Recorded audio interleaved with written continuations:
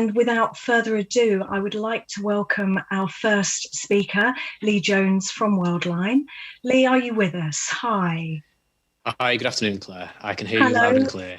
Good, welcome. I love all this technology on these flying people coming from different parts of the screen. Okay, so Lee, really looking forward to your session. So I'll hand over to you now.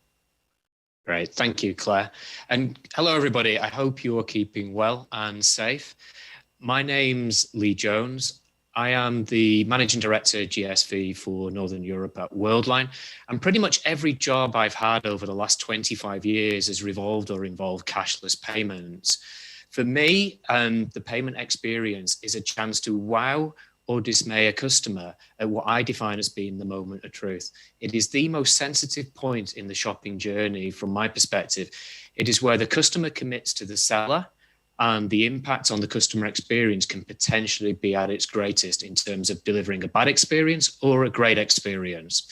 During this short presentation, I will share with you some personal observations and experiences, which I'm sure many of which will resonate with several of you on this session this afternoon.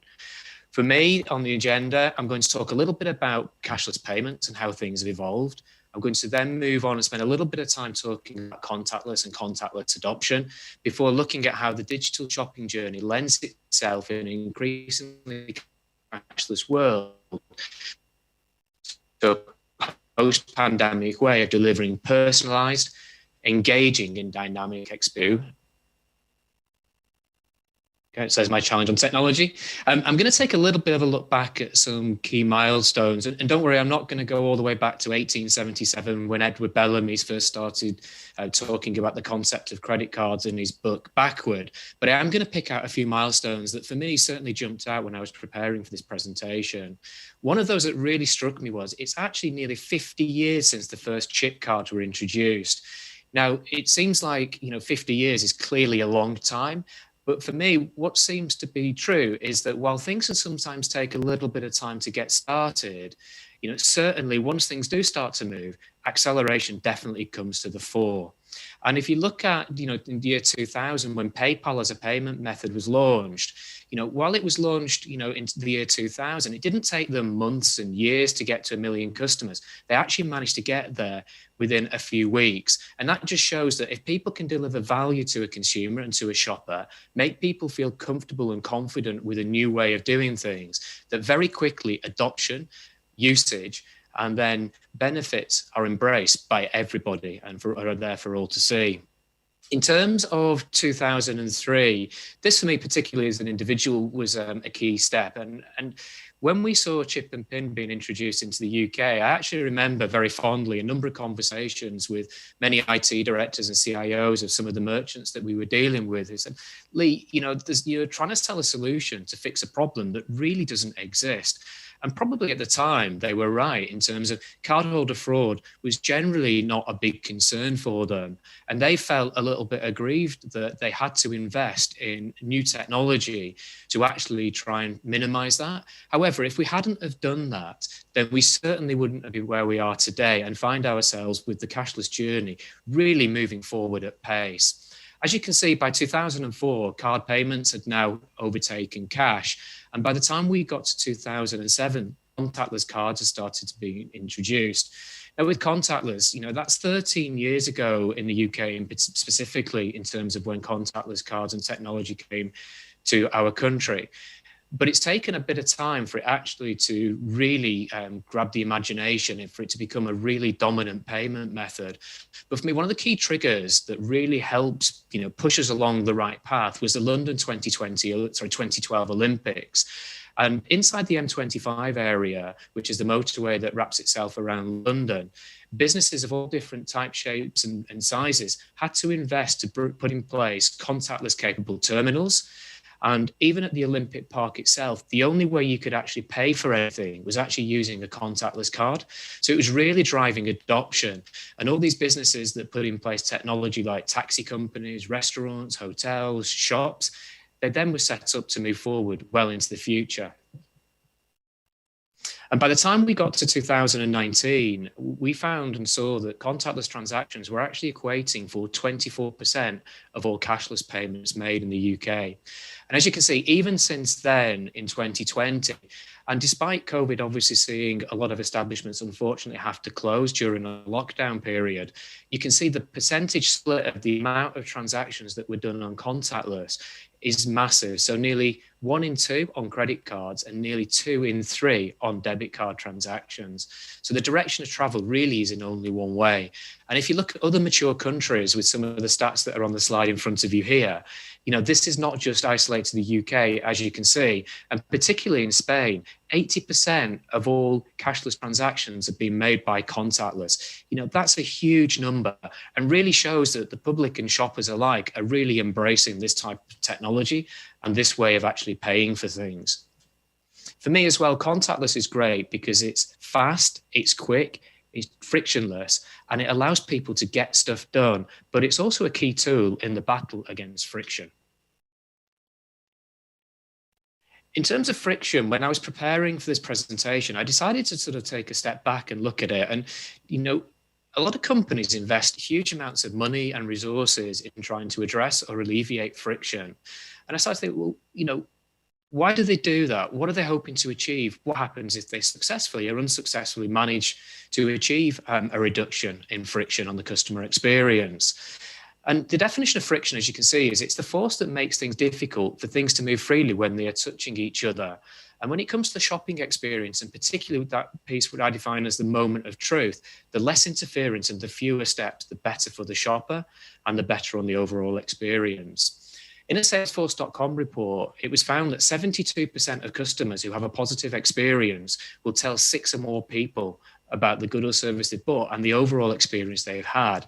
But on the flip side, 1 in 3 customers will actually abandon a brand if they have just 1 bad experience, with that increasing to 92% if 2 or 3 bad experiences are delivered.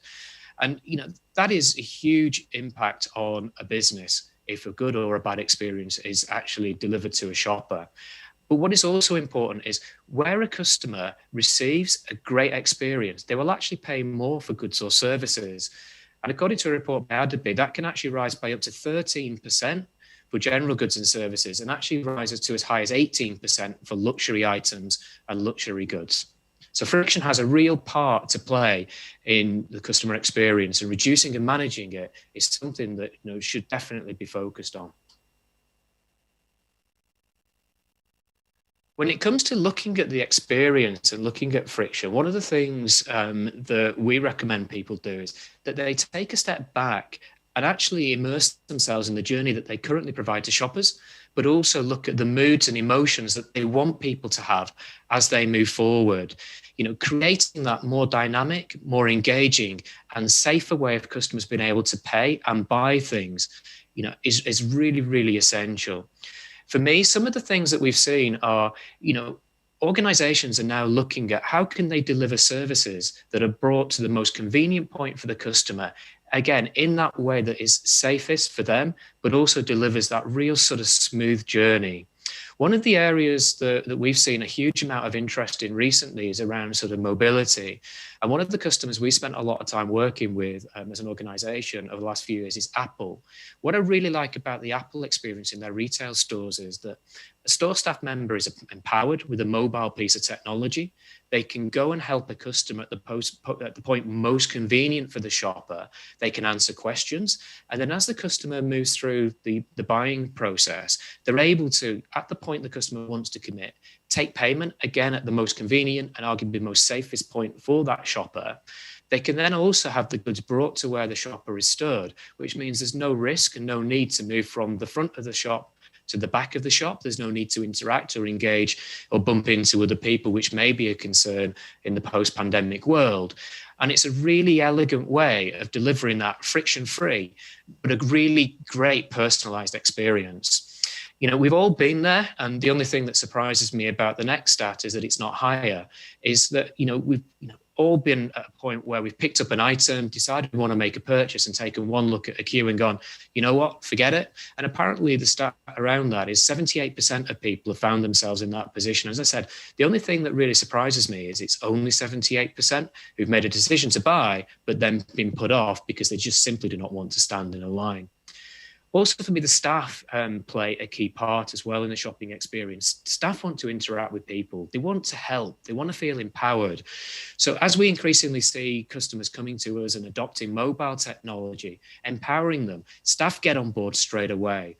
But the staff actually going out and helping customers, it's been seen, will actually help convince and actually secure sales as well, which can lead to real bottom and top line benefits from an organization, while helping keep staff happy and keep delivering that, like I said, that engaging, dynamic way of working and interacting with customers. One of the challenges that many organizations face is how to knit together the different sales channels that they have, particularly from a payment perspective. Many journeys will often start in one channel and finish in another, and getting sales channels to complement and not compete with one another is a challenge that a lot of organizations can face. One of the things that we spend a lot of time working with people on is tokenization. So by tokenizing cardholder data, it's possible to be able to track a cardholder's behavior, the journeys that they go on, which can then allow you to dig into, what are their personal preferences? What are the things that really jump out and grab their attention and ultimately get them to commit? And how and where do they spend their time, effort, and money? This way of tokenizing card data allows organizations to get what I call actionable insight. So insight that you can act on and deliver campaigns around, again, just to create that more personalized way of dealing and approaching a shopper. Tokenization also has other benefits in that it allows cross-channel use cases to be delivered and put in place from, in a very seamless way. It allows, transactions to be monitored. It allows refunds to be processed, irrespective of the different channel that they've been made in, but all by using one central portal. And this can deliver real operational savings and minimize the overhead that's placed on staff to manage, customer experiences and customer interaction when things develop. For me as well, as we move forward, one of the key things is embracing new technology. Technology and payment solutions in particular do and will play a key part as we move forward. We're all very familiar with self-checkout devices. Every time we go into a grocery store, a supermarket chain, convenience store, and other types of establishment, we come across self-checkout devices, and generally most people are very confident and comfortable using them. But a bit further afield in places like China, you can see now where there are concepts such as stores that are 100% self-service.